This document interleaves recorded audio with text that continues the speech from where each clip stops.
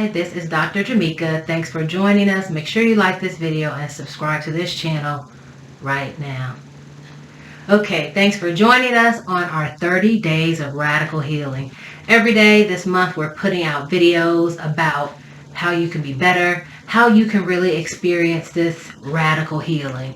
Radical healing is not just about dealing with symptoms and surviving from day to day. It's about getting better overall. It's about busting through the wall with healing that eradicates, in other words, gets rid of all of these problems that have been ailing you all of these years psychologically. So it's about getting past it, moving on, and getting to a better you in the new year. Today I wanted to end this year, calendar year, with a bang and talk about one of the really big parts of radical healing. And in my book, I Am My Sister's Keeper, The Brown Girl's Guide to Radical Healing on Amazon, there is a chapter on testimony.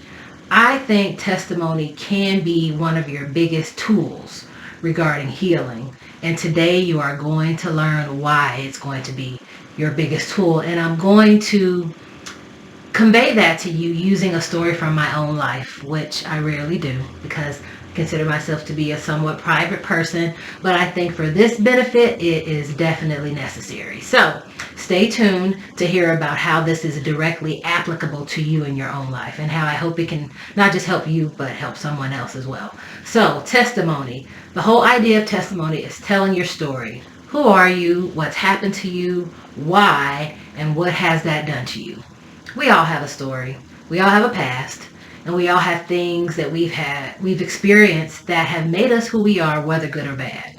So what I find in therapy is that so many people, especially people of color, are reluctant to talk about what those things are. Now, it's various reasons why people don't want to talk about it. Sometimes they don't want to talk about it because they feel as though it's embarrassing to them or their family. They don't want to bring light to things that might have gone on in their families, and they want to conceal that because one of the traditions and I think norms in the African American community specifically is to not talk about family business. So people, for that reason, don't talk about it, even when they get in the room with me as a therapist who they're supposed to be open and share things with. They don't always find an easy time of talking about those things. So one could be embarrassment, family embarrassment, and sometimes people feel as though they're being disloyal by talking about things that have gone on in their family. So that's a reason as well. Shame is sometimes involved when people have experienced difficult things in their life and trauma. They feel bad about it. They feel as though they did something to bring this on, when lots of times, most times actually, they have not done anything to bring it on. But that doesn't mean that they don't walk around with that shame.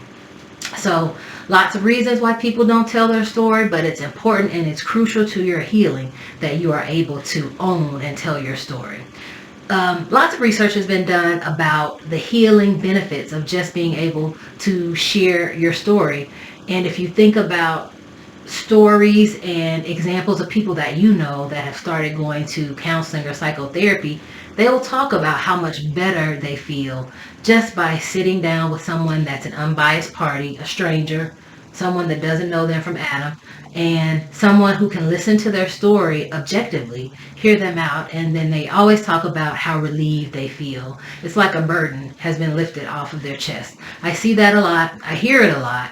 And of course, I get to take part in the journey as a therapist. So there is a lot of benefit in just telling someone about your story. The other thing about it is many times when we experience things in our life, we feel like, oh, woe is me. I don't know why this is happening to me. Why me? Why didn't this happen to someone else? I'm cursed. I've been blah, blah, blah, blah, blah. And the list goes on and on and on. But what people don't do a lot and enough of is to sit down and look at your experience and your story to determine what is the value of this experience. What's the benefit? What's the value of it? Every situation has a value. You just have to look very, very hard, very, very deeply sometimes to find that value. The other thing I notice about telling your story and testimony is the language that we use. Working with a therapist can definitely help you change the language that you use. There are certain terms that people use as they're healing or still suffering with things, such as the victim. I was the victim of, I am a victim of, or I am suffering with, I was suffering with. Those type of things and those words really kind of help us stay in that place of feeling like all of these things happened to me. Look at how all these things have occurred to me. I've suffered with this. So the language a lot of times plays a really big role in how we feel about ourselves and our story. So sometimes in therapy, just working with someone and changing, reframing, changing the language can really serve a huge benefit. So now to my story that I will talk to you about. And I want to first say I have to thank one of my friends, a radio personality in the St. Louis area, Tammy Holland, who shared her story about now being diagnosed with stage 4 colon cancer as a result of getting a colonoscopy and then finding out that polyps have spread to other areas. And now she is currently undergoing treatment for that. So had she not shared her story on Facebook about what she is experiencing, I'm not sure that I would have taken the steps that I did that I'm talking about now. And those steps for me were going to schedule and get a colonoscopy. So now we all know, or most of us know, that Chadwick Boseman died last year from colon cancer, and he was young. He was definitely not old enough to die from cancer. But as we all know now, he had been suffering with this for many, many months, if not years, and no one was aware of it. So what we now know about colon cancer as a result of his death is that it often strikes some demographics of individuals in larger numbers.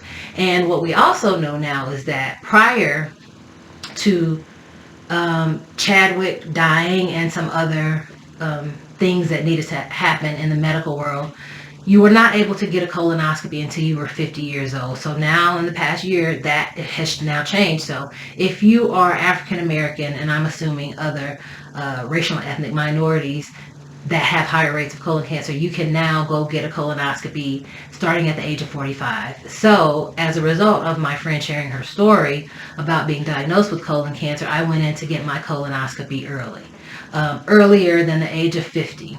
And although I had no symptoms or no family history, I just wanted to make sure everything was fine because I don't like surprises in my life. I don't like to find out things that are too late. That makes me worry. So I wanted to go find out. I had a colonoscopy, and the results of the colonoscopy were that they found a large polyp, and the polyp will now need to be surgically removed as opposed to being removed during the colonoscopy. Now, subsequently, I've also met with a different doctor who has to perform this surgery in order to remove the polyp. And what I've been informed of is that had I not gone in early for my colonoscopy screening, that possibly and very, very likely this polyp would have turned into cancer by the time I hit 50 years old. So what that means for me is an opportunity to have surgery instead of cancer diagnosis and cancer treatment. So I am thankful for that. And I know I talk about this in all of my other videos, but gratitude is a real thing. It's based on real life experiences. You have to really think about and practice gratitude.